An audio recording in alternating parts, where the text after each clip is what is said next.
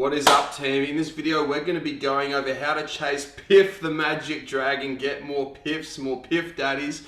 I'm going to give you a couple of really easy, simple steps that you can follow, 3 ones that you can do every single day, which are going to make you more likely to get Piffs. Now, if there's one big thing that we all know about Piffs is that more certainty in the salesperson, in the closer, equals more Piffs. We need to make sure that when we're talking with our prospects that we are maximally certain, and there are several things you can do for this. Step number 1 is track your biometrics. This thing right here is an Oura ring, O-U-R-A. It is fucking incredible. We get all of the Sales Sniper crew to use it. We get pretty much every single one of our high-level clients to use it. It is a game changer. Make sure that you get one of these. What it does is it tracks your sleep, it tracks your resting heart rate, it tracks your heart rate variability, it tracks your breath rate, a whole heap of really crucial biometrics which will tell you how you're performing. Now, very interestingly, whenever these biometrics start going down or start going into the gutter, you're not sleeping well, you're a little bit stressed, you're a bit anxious, all of a sudden your confidence and your certainty goes out the window. Whenever your sleep goes down, adrenaline goes up. Adrenaline goes up, anxiety goes up, cortisol, stress hormones, the whole lot. And there's this massive cascade of crap that happens which makes you a lesser human being and therefore a lesser closer. We want to avoid that. The easiest way to avoid that is by getting one of these bad boys. They're about 400 Aussie dollars, 500 Aussie dollars, something like that. And you'll have it for 2, 3, 4, 5 years. So it ends up being between 10 cents and 50 cents a day. Go get one. I'm not even being paid to say this. I highly recommend them. I use it every single day. That's the first thing. Get an Oura ring, track your biometrics, know them religiously. Second thing, get some of this little gem here. This right here is reishi extract. This is one of the ones that our boys makes. His name's Harry. It is absolutely freaking incredible. What reishi is, it's a mushroom, right? Not the fun type. They are good too, the fun type, but no, it's not one of the fun types. This is a mushroom which allows you to relax, be calm, and stay super chilled out. One of the biggest things that we find with salespeople is we go through highs and lows. Really common, right? You may have experienced that once or twice before. What reishi does is it stops us going too high. Have you ever been at a stage where you've been almost manic, where your brain is just running? You feel really good, you start closing really well, and then bang, afterwards you crash. Reishi will stop that. How reishi can be used is to, number 1, increase your focus throughout the day. Number 2, increase your mental endurance. Number 3, improve your sleep. And number 4, make you feel really rested all the time. It's really, really important in terms of how to take it, okay? This is what you do. So the TGA here in Australia, or the FDA, won't allow mushroom manufacturers to actually say that you can use this for medicinal purposes, so there's not a whole heap of information around this, but here's what I'm going to tell you exactly how to take it. So number 1, get it made up in a tincture. So make it so that it's got the reishi extract mixed in with maybe some chamomile or some rhodiola, and then infused with alcohol. That's the best way to get it. The next thing is you suck it up just like this. I'll come in nice and close so that you can see. So suck it up just like that, and you're going to put it underneath your tongue, just like that. And then you're going to hold it there for about 60 seconds or so. Now I'm going to swallow this now for the sake of the video, because I sound like I'm stupid when I'm doing that, or more stupid than usual. But what we're going to do is we're going to hold it underneath our tongue for about 60 seconds and let all of that reishi and let all of the active components sink in. What you'll notice is between 5 and 10 minutes later, you'll start feeling really, really quite calm. It's not like you've just taken a Xanax and you're being knocked the fuck out, but it's going to make you feel way more calm and way more relaxed. Use that every single day.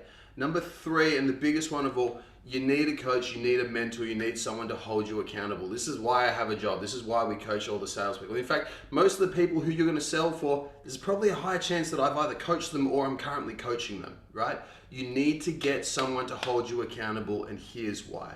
Number 1, congruence. You're selling people into programs where they're going to buy, and they're going to buy coaching. That's what the majority of you guys are going to be doing. If you're not getting coached yourself, you're not being very congruent there. You need to make sure you're in your A game. Number 2, when somebody is talking to you, they want to see an individual who is certain, who's on top of their game, who knows their shit, and someone who is an authority. That's what they're going to want to do. Have you ever had a salesperson come to you and they're all sniffly and they're sick and they look like shit and they're just not in a good way? They don't take care of their body, they don't take care of their health. You don't trust them, do you? Just inherently. It's got nothing to do with what they're saying. They could be amazing at their job and they could have the best pitch in the world, but the way that it's delivered is not good.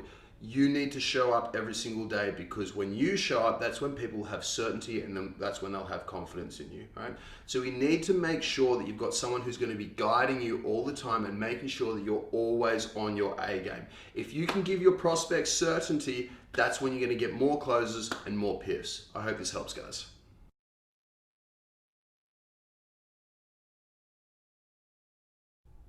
In this video, guys, we're going to be going over how to use this magical little device, the Oura Ring, or any other sleep tracker. And you'll notice with all of these trackers, they track very, very similar metrics. So this is going to be applicable for whether you use an Oura Ring, a Whoop Band, or whatever it is that you use. One thing I will say before we get any further though, if you're using things like an Apple Watch or a Fitbit, they're shit. They just don't work. So I wouldn't bother tracking on them because they're notoriously inaccurate. Stick to something which is known and proven to be very, very highly accurate. That's why I like the Oura Ring, because I've used all the major biometric devices and this is by far the best, by a long way. The goal of this video is going to allow you guys to perform at your peak for longer, to reduce burnout, to make sure that you're feeling absolutely fucking incredible every single day and that you're dominating, okay? Step number one, when we're using a biometric device, what we need to do is we need to analyze our sleep religiously. The first component of this is the total hours of sleep. You need to make sure that you're getting a sufficient amount of total sleep time. Now, obviously in an ideal world, we will all be sleeping 10 to 12 hours per night. That's where we're going to be functioning at our absolute best. And it's quite interesting that we often don't do that, because sleep is the #1 performance enhancer. People want to get bigger, people want to get leaner, stronger, faster, smarter, all these sorts of things. There is a way where we can naturally do it. It's through sleep. Sleep is the ultimate performance enhancer. In my opinion, it's better than any anabolic, any drug, and I've taken most of those things, right? Sleep is still the #1. But with this, we often don't either allow ourselves the opportunity or get the opportunity to sleep that much. But the first thing I really want you to focus on, get more sleep as much as you can while fitting it into your day. Step number 2 after that, look at the quality of your sleep. There are 3 main components which sleep is broken up to on these biometric devices: light, deep, and REM.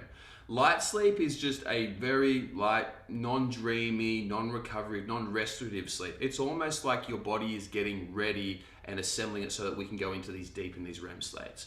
Deep is when we're physically recovering. So our body, our muscles, our bones, our joints, our ligaments, our inflammation, all these things are recovering through the deep sleep phases. And the REM sleep phases are when we're doing the cognitive recovery. Our brain is going through, we're learning, we're having all of that memory sort of being processed, okay? So they're the 3 things. So light is like an in-between. Deep is when you're restoring the body physically, and then REM is when you're restoring the body mentally. We need to make sure that we have all of these in a row. What should normally happen is you should have a small amount of light at the start, followed by going into a deep sleep for anywhere between 60 to 90 minutes, back up to a light, another bit of deep, back up to a light, then a bit of REM, back up to a light, a bit of REM, and then you should wake up in the morning. That's roughly how our sleep cycles should work. And it's very, very important for this, because the cyclical nature of it has a whole heap of effects that I'm not going to talk about in this video.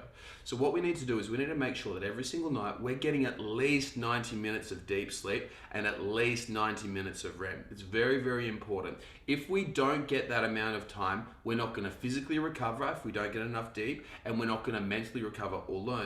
The biggest one I'm now going to focus on is REM. REM is when we're dreaming. That's the dream state. So REM actually stands for rapid eye movement. It's when a lot of our brain processing is being done and a lot of the information is being stored. There have been thousands of studies conducted on REM sleep, and the one thing that's consistently found is that when you have more REM sleep to an extent, you will be a faster learner, you'll be able to process more information, and you'll be able to take more on board. So if you want to accelerate your learning and increase your ability to close well or to perform well in your job, in whatever you're doing, if you just want to learn faster and do really, really fucking well, emphasize your REM sleep. The easiest way to emphasize your REM sleep and improve it is #1, get rid of adrenaline before bed. Stop working so late, give yourself time to wind down, chill out, do breath work, follow all that sort of stuff. I'm going to give you guys access to a breath work course. I'll send it through so you can get into that, but go through and make sure that you're emphasizing your before bed routine. The next thing is you can take a mushroom extract called lion's mane. Once again, not a fun mushroom, but you need to make sure that you're taking something like that, which is going to increase the amount of acetylcholine in your brain, and it's also going to reduce the amount of adrenaline in your brain as well. So after we've optimized our sleep, but particularly our REM sleep, the next thing that we're going to be looking at are our biomarkers such as HRV and our resting heart rate. We want our resting heart rate as low as possible and our HRV as high as possible. Our ideal is having a resting heart rate in the low 40s. That's where we'd like to see our guys, because when we're down there, we're nice and rested and we're recovering at a really, really good level. We want to see our HRV above 50, if not even better, above 70, 80, 90, or 100. That's where we want to be. We find that when people have low levels of HRV, by the way, that's heart rate variability, very, very important metric. When people have low levels of heart rate variability, everything goes to shit. Stress gets bad, anxiety gets bad, depression, low testosterone, poor reproductive ability, fat loss, muscle gain, everything gets way more difficult. We want to optimize that marker, because when that marker is good, we're always good. These are the things that I want you to be focusing on when you're looking at your biomarkers. If you do this, it'll be an absolute game changer for you.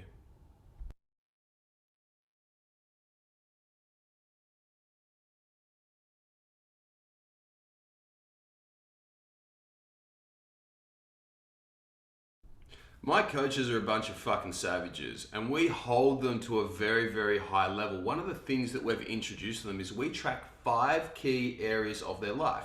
We track their physical goals and how they're going with them, their mental, their emotional, their spiritual, and the last one, which I'm going to talk about today, their sexual goals. These are really, really important. Fucking is incredibly, incredibly underrated as being something which is a really high performance driver. One thing that very, very few people know is that some of the most successful people in the world, in fact, not just some, but most of the most successful people in the world are sex addicts and love sex and have very, very high sex drives. And when you start looking into this, it all starts to make sense. When you go through and you examine how somebody is performing, you look at how they're performing in work and then also in the bedroom, there's a very, very high correlation. And we probably know this, right? It's a bit weird to talk about. I totally get that, a little bit out there. But we all know this within ourselves. When we're having great sex, we feel good. Have you ever had a brilliant session with your partner and you come out afterwards and you feel like you're 10 out of 10, you're ready to high five everyone who goes past? It's a real thing, isn't it?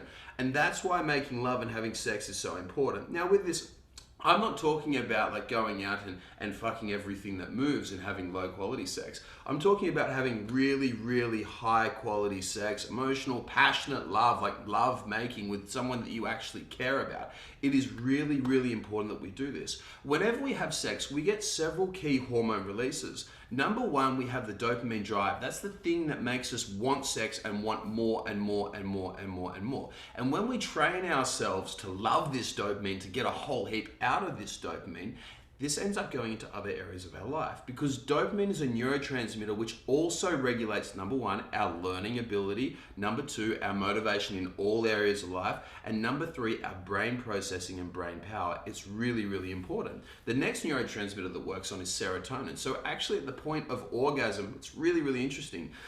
Dopamine is building up and up, all the way to the point of orgasm. And what happens is dopamine shuts off and serotonin actually kicks in, which allows us to come. And what the serotonin, the coolest part about what the serotonin molecule does, really, really amazing, is it brings us totally into the present and in the here and now. And when we're in our work, no matter what we're doing, we need to be totally within the here and now, and that's how we can deliver our clients the best results. Have you ever been, for example, in a flow state? Maybe you're on sales calls, maybe you're doing quotes, maybe you're pitching, whatever it is that you're doing, or looking after a client and working with a one-on-one. Have you ever been so in the moment, you just feel like you can just pull everything out of your ass and it works perfectly? You're in a total flow state. Well, serotonin is one of the key molecules for that. And by having sex, you actually bring yourself into that flow state at the point of orgasm. It's fucking incredible. Then on top of that too, you also get a lot of the connection neurohormones too. So the endocannabinoids and also oxytocin. Whenever you orgasm and afterwards, you're feeling really chilled out and you just want to love everybody.